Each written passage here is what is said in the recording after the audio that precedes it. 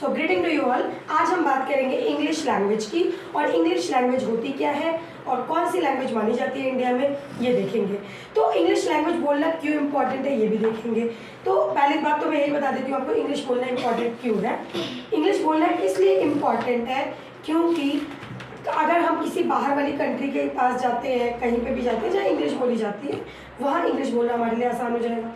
दूसरी बात कि अगर कोई हम ट्रेड करते हैं, ट्रेडिंग करते हैं, कोई व्यापार करते हैं, उसमें इंग्लिश अगर हम बात कर पाते हैं इंग्लिश वाली कंट्रीज से, तो हमारा इंग्लिश बोलना वहाँ पर हमारे लिए परफेक्ट होगा। आगे देखते हैं इंग्लिश क्या है, कौन सी लैंग्वेज है इंडिया में। तो इंग्लिश, जैसा कि आपको पता है, इंग्लिश एक इंटरनेशनल लैंग्वेज है। इंग्लिश कौन सी लैंग्वेज है?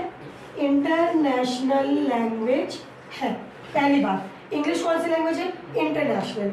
माना कि सारी कंट्रीज में लगभग हमारे वर्ल्ड में 295 कंट्रीज हैं, मगर सारी कंट्रीज में इंग्लिश नहीं बोली जाती।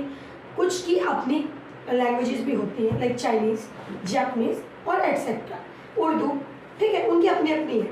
मगर कई ऐसी कंट्रीज़ हैं, अगर हम बात करें, एक मैं ग्राफ बना दूं, तो यहाँ पे अगर मैं बात करूँ तो 1/3 पार्ट में इंग्लिश बोली जाती है, यानी कि वर्ल्ड के 1/3 पार्ट में इंग्लिश बोली जाती है। अब 1/3 पार्ट में इंग्लिश बोली जाती है, इसका मतलब मैक्सिमम कंट्रीज़ में इंग्लिश बोली जाती है, इसलिए इंग्लिश को इंटरनेशनल लैंग्वेज बोला गया है। साथ ही साथ इंग्लिश को ग्लोबल लैंग्वेज भी बोला गया है।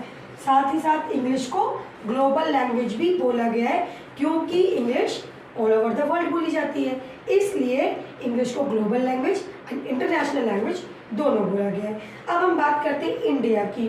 तो इंडिया में इंग्लिश